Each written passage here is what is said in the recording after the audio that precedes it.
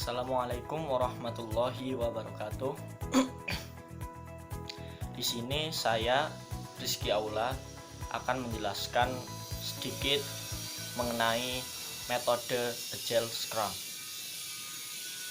Dalam menyelesaikan suatu masalah, terkadang solusi yang sedang kita lakukan tidak berjalan sesuai rencana yang kita inginkan, sehingga sulit untuk mencari jalan keluar karena hal yang kita perkirakan ternyata tidak sesuai apa yang kita harapkan.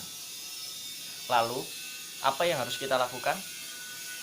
Apakah menyusun rencana dari awal? Tentu saja tidak.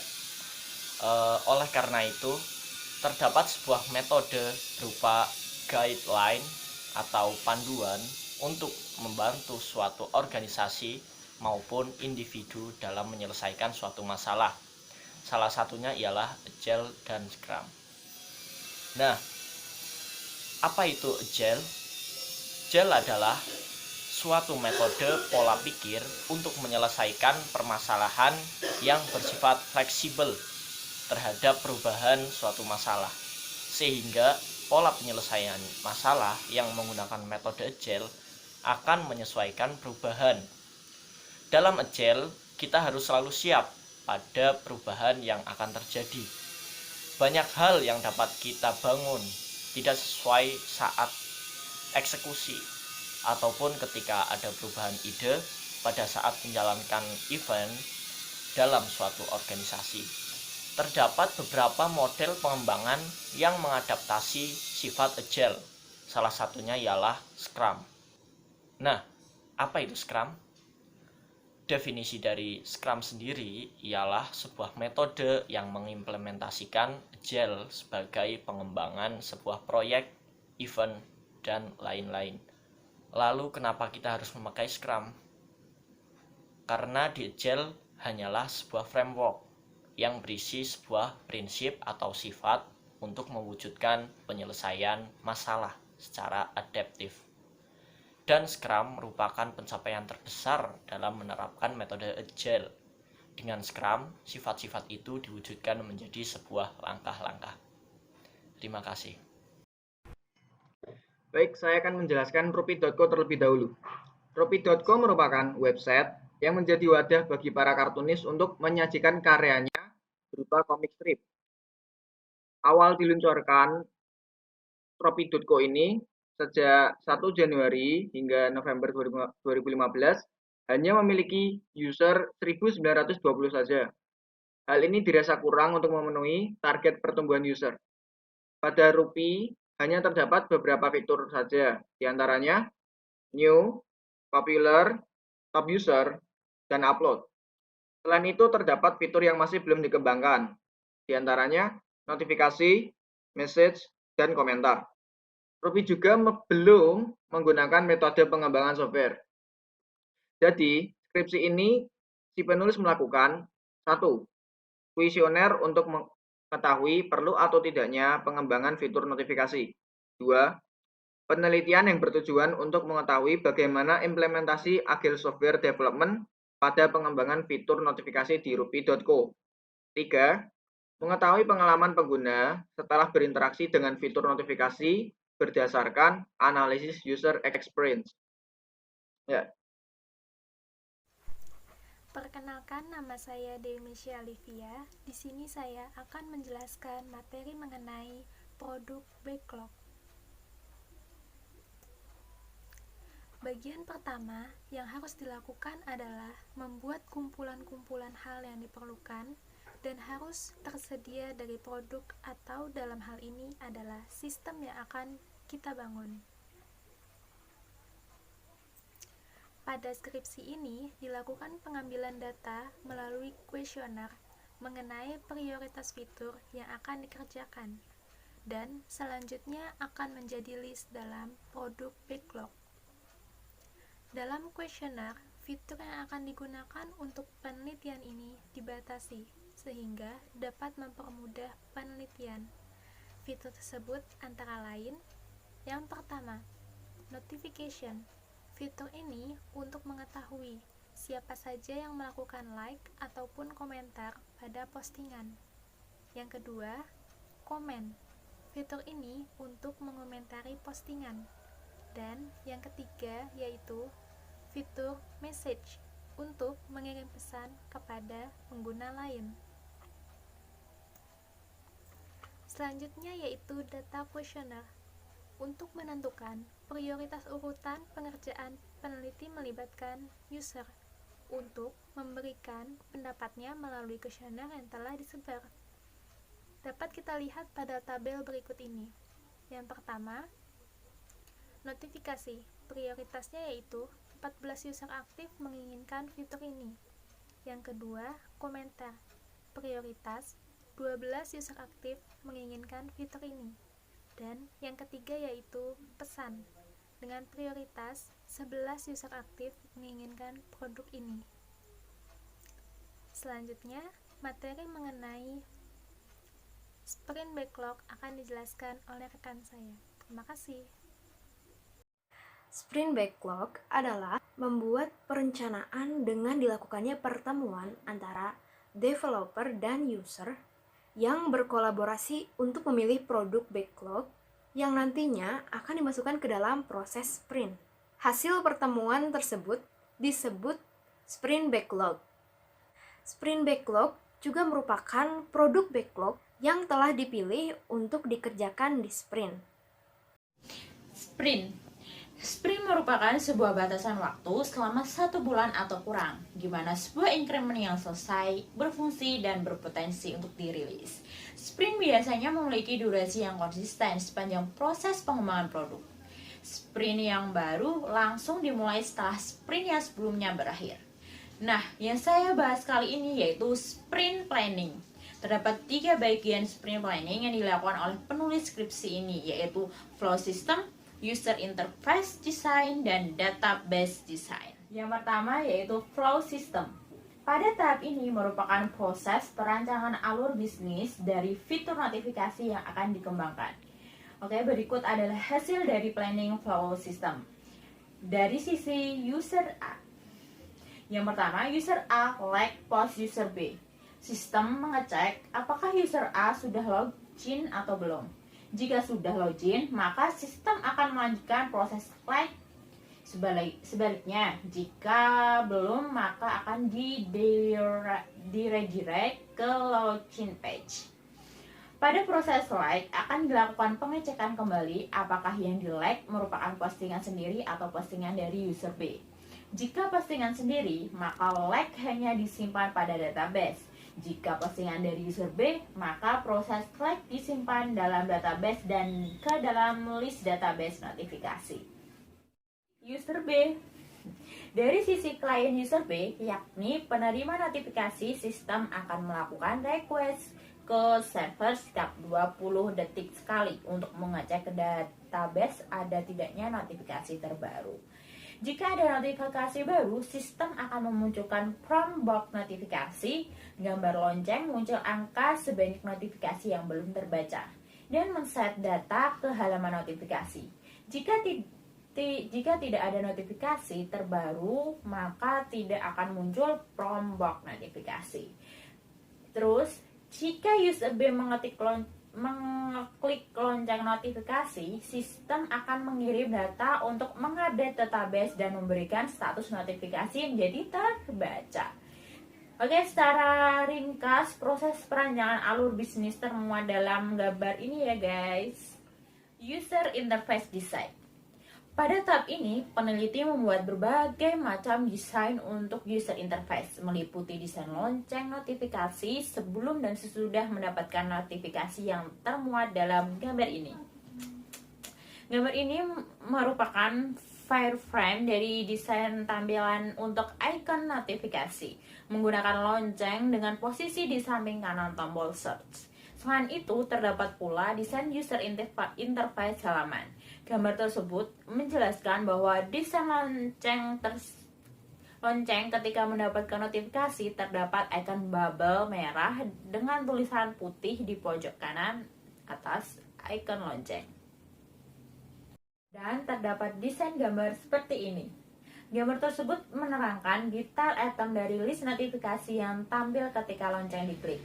Terdapat image yang nantinya berisi foto profil dari user, title notifikasi, message notifikasi, dan timestamp notifikasi. Dan juga terdapat desain dari halaman notifikasi yang akan muncul ketika icon lonceng diklik. Terdapat list item masing-masing. Database design. Berikut ini merupakan desain database relation diagram disajikan. Desain ini menjelaskan relasi dari masing-masing entitas dalam database. Terdapat 4 buah tabel yang berhubungan untuk membangun sistem notifikasi ini. Terdiri dari post, member, notification, dan post favorit. Garis penghubung dari masing-masing tabel menggambarkan tipe relasi. Tabel post dengan post favorit memiliki relasi one to many. Post favorit dengan member memiliki relasi many to one. Post dengan notifikasi memiliki relasi one to many. Dan notifikasi dengan member memiliki relasi many to one. Selanjutnya yaitu desain entitas relation diagram dari pengembangan sistem notifikasi. Menunjukkan relasi diagram dari masing-masing entitas objek yang terlibat dalam sistem. Members memiliki relasi mendapatkan notifikasi dan member dapat melakukan likes pada setiap postingan yang ada di Rupi.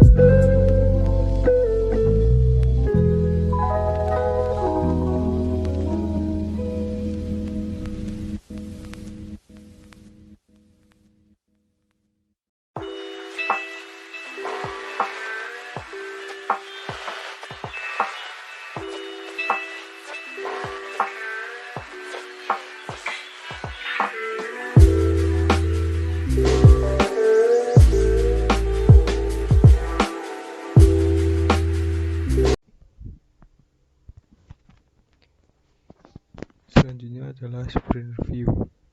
Sprint review adalah sebuah pertemuan dalam Scrum untuk mendemokan produk yang sudah dibangun selama sprint dan menunjukkan kemajuan pengembangan. Umpan balik atau masukan adalah hal yang berharga dari pertemuan ini.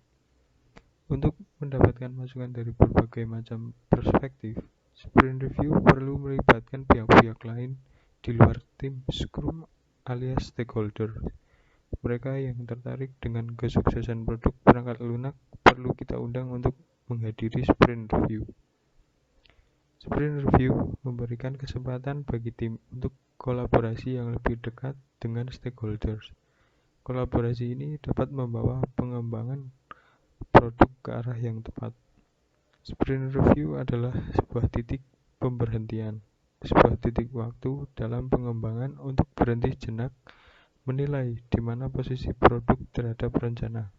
Kemudian, tim bersama stakeholder menentukan apa tindakan yang perlu mereka lakukan selanjutnya untuk pengembangan produk. Di sini saya akan menjelaskan tentang sprint retrospektif. Sprint retrospektif sendiri adalah kesempatan bagi Scrum Team untuk menginspeksi dirinya sendiri dan membuat peningkatan yang akan dilakukan di sprint berikutnya.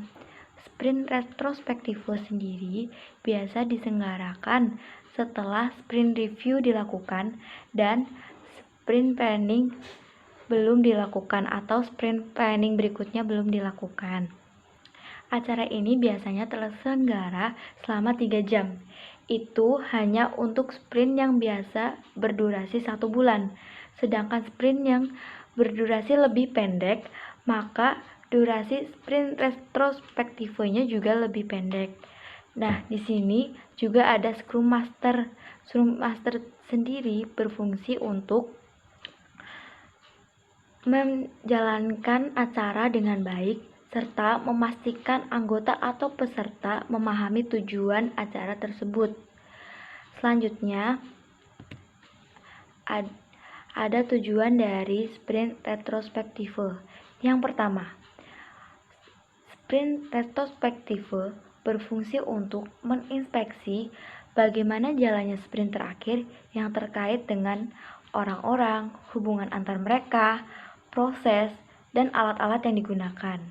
Yang kedua, berfungsi untuk menginspeksi dan mengurutkan hal utama yang berjalan dengan baik dan peningkatan yang berpotensi untuk dilakukan. Yang ketiga, membuat perencanaan untuk implementasi peningkatan cara kerja di Scrum Team. Selanjutnya, sprint retrospektif biasanya digunakan oleh Scrum Team untuk merencanakan cara-cara dalam meningkatkan kualitas produk dengan cara meningkatkan proses kerja ataupun mengubah isi dari definisi selesai. Nah, sprint retrospektif ini biasanya akan berakhir jika Scrum Team telah menyepakati peningkatan yang akan dilakukan atau diimplementasi pada sprint berikutnya. Walaupun hal ini biasanya bisa dilakukan selama sprint berjalan, namun sprint retrospektif sendiri adalah forum khusus atau forum formal untuk membahas peningkatan-peningkatan apa saja yang akan dilakukan di sprint berikutnya. Selanjutnya, di sini saya akan membacakan hasil dari sprint retrospektif yang ada di skripsi yang dijadikan bahan diskusi oleh kelompok kami. Yang pertama, perlunya ditambahkan halaman untuk menampilkan histori notifikasi secara keseluruhan. Yang kedua, membedakan mana notifikasi yang sudah terbaca dan belum terbaca. Di sini saya akan menjelaskan mengenai tahapan increment. Nah, increment adalah gabungan dari semua produk backlog item yang telah diselesaikan pada sprint berjalan dan nilai-nilai increment sprint sebelumnya. Fitur siap untuk dirilis dan berjalan sesuai dengan sistem minimum yang direncanakan. Jika product owner masih menginginkan pengembangannya lagi, maka increment ini perlu dilakukan. Nah, pada penelitian ini, pengembangan hanya dicukupkan untuk 1 print saja. Selanjutnya adalah tahap evaluasi. Di tahap evaluasi ini, setelah fitur selesai dikerjakan, kita perlu melakukan pengujian akhir, yaitu pengujian test case dengan menggunakan metode black box dan juga user experience. Menurut Wikipedia, metode black box merupakan pengujian yang dilakukan hanya mengamati hasil eksekusi melalui data uji dan fungsional perangkat lunak. Analoginya itu seperti kita melihat kotak hitam. Kita hanya dapat melihat bungkusnya saja tanpa mengetahui isi di dalamnya. Begitu juga metode black box ini. Evaluasi hanya akan dilakukan pada tampilan eksternalnya saja, seperti fungsional, tanpa mengetahui codingan program tersebut. Dan untuk pengujian user experience ini, kita melihat bagaimana ketika seseorang merasakan atau menggunakan sebuah atau suatu produk maupun program, atau bisa dibilang testimoni terhadap program tersebut. Halo, saya Anton. Setelah dijelaskan oleh teman-teman tadi, di sini saya akan menyimpulkan. Ya, jadi dalam pengembangan software ini kan menggunakan metode Agile, yaitu Scrum. Nah, setelah tadi diperinci oleh teman-teman tentang product backlog, sprint backlog, sprint, testing, increment, dan sebagainya, semua itu bisa diterapkan, ternyata bisa menghasilkan sebuah pengembangan software. Jadi yaitu fitur notifikasi pada Rupi.co. Metode Agile ini dapat diimplementasikan pada pengembangan fitur notifikasi pada web application Rupi.co. Itu aja kesimpulan yang bisa saya sampaikan. Mungkin dari kami, dari teman-teman semua ada kesalahan dalam penyampaian, mungkin penjelasan yang kurang jelas, atau pengucapan, atau mungkin pemahaman yang salah. Kami mohon maaf yang sebesar-besarnya.